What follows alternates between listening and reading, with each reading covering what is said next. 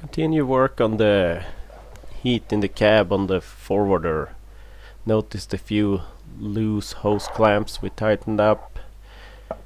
By squeezing hoses it felt like it could be air in the system, and after the drain and refill it hadn't really lost anything from the expansion tank, and that's odd, so we decided to try and fill everything up properly. Loosen the hose at the top of the expansion tank that we use to fill up the system. By adding coolant here and squeezing the hoses here and there, it burped a little, so we got a couple of liters of more coolant in there. We also opened up the plug at the top of the water pump to let air out, but once that was in place we could still keep adding a little more, maybe a liter or two.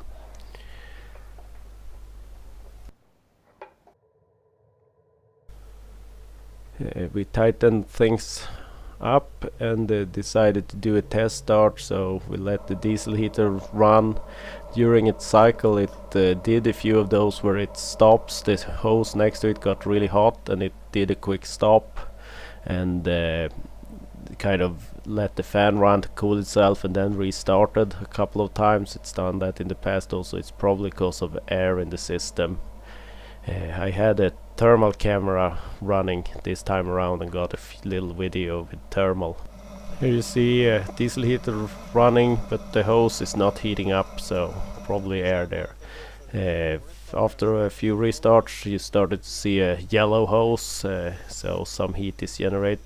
Under the cab we could see that the first half up to the heating element in the cab got a little color. Realized if it had blown the fuse on that pump again. With that replaced, the entire system started to heat up. With that all sorted, the cab was lowered and machine was started for a test run. Decided to take the full load with me and drop it off at a better spot. It wasn't very long to drive before the unloading, so loading and unloading a full load, and the heat was really good in the cab, but started to go colder and colder even if the knob was on full heating all the time, so it's not fully solved yet. We did after this test try to see if we could squeeze any more coolant in there, and maybe got a little more in there. Also checked the connections up at the expansion tank and didn't find any sign of anything blocking it.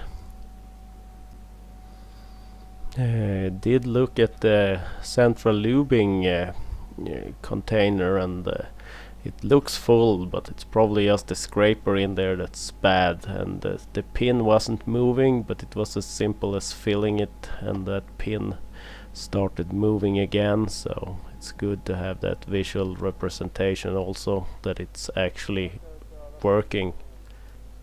Trying to get my dad to get the hang of the menus to be able to adjust the crane. I think will be possible. It's not that advanced.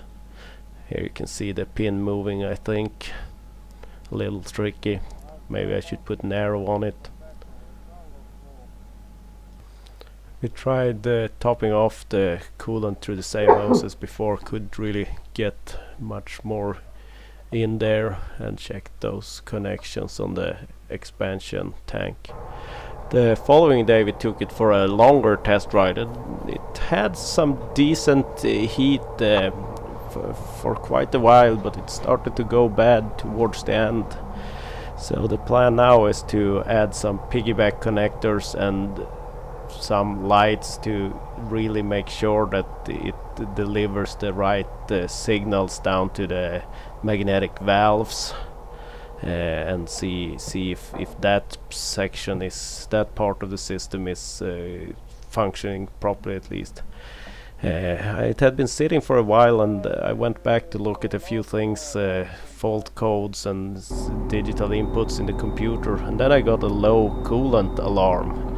But I let it just tick that off, let it run for a couple of minutes while playing with the computer, and went out to check. I called my dad and told him to bring some coolant, but by then it was full again, the expansion tank at least, so not sure what that was about.